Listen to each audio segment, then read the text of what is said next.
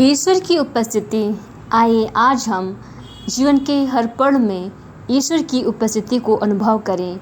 ईश्वर केवल किसी मंदिर, गिरजाघर या पवित्र स्थल तक सीमित नहीं है। वह हर जगह, हर वस्तु, हर जीव और हर क्षण में विद्यमान है।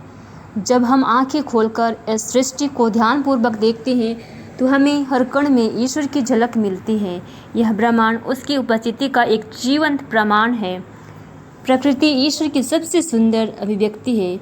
फूलों की कोमलता, पक्षियों का कलरव, सूर्य की रोशनी, हवा की सरसराहट सब हमें याद दिलाते हैं कि ईश्वर हर चीज़ में कार्य कर रहा है। वह समुद्र की विशाल लहरों में है, नदियों की कलकल ध्वनि में है, घने जंगलों की शांति में है और फूलों की कोमलता व सुगंध में है।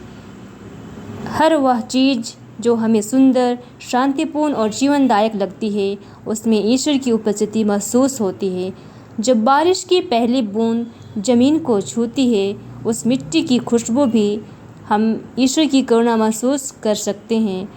पर्वतों की स्थिरता, नदियों की गति और समुद्र की गहराई, ये सब उसकी महानता और शक्ति को दर्शाते हैं। ईश्वर केवल सुंदरता में ही नहीं, कठिनाइयों में भी उपस्थित हैं। जब हम पीड़ा में होते हैं, जब हम संघर्षों से गुजरते हैं, तब भी वह हमारे साथ होता है। कभी वह किसी व्यक्ति के सहानुभूति भरे शब्दों से मिलता है, तो कभी किसी अनजाने के मददगार हाथों में।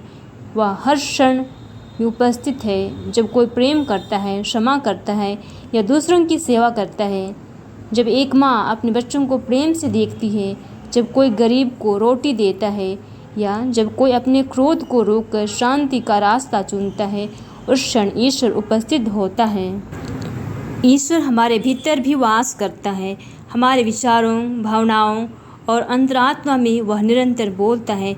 जब हमारा मन किसी कार्य को करते समय शांत और संतुष्ट होता है, जब हमें किसी गलत कार्य के लिए आत्मग्लानि होती है, तब हमारी आत्मा के भीतर से ईश्वर हमें दिशा दिखा रहा होता है। उसकी आवाज़ धीमी पर गहन होती है। उसे सुनने के लिए हमें भीतर झांकना होता है, ध्यान, प्रार्थना और मौन के क्षणों में। ईश्वर विज्ञान में, कला में, संगीत में, गणित में और साहित्य में भी छिपा है। जब एक वैज्ञानिक किसी जटिल रहस्य को हल करता है, जब एक चित्रकार सुंदर चित्र बनाता है, जब एक कवि अपनी रचना में सत्य के निकट पहुंचता है, ये सभी ईश्वर के साथ संपर्क के पल होते हैं।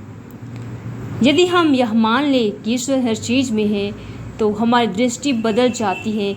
हम दूसरों को प्रेम और आदर से देखना शुरू करते हैं, क्योंकि हम समझते हैं कि हर इंसान ईश्वर की छवि है। हमें प्रकृति की रक्षा करना चाहिए, क्योंकि उसमें ईश्वर की उपस्थिति है। आज आइए अपने कर्तव्यों को ईश्वर की सेवा भावना समझकर पूरी निष्ठा से निभाएं।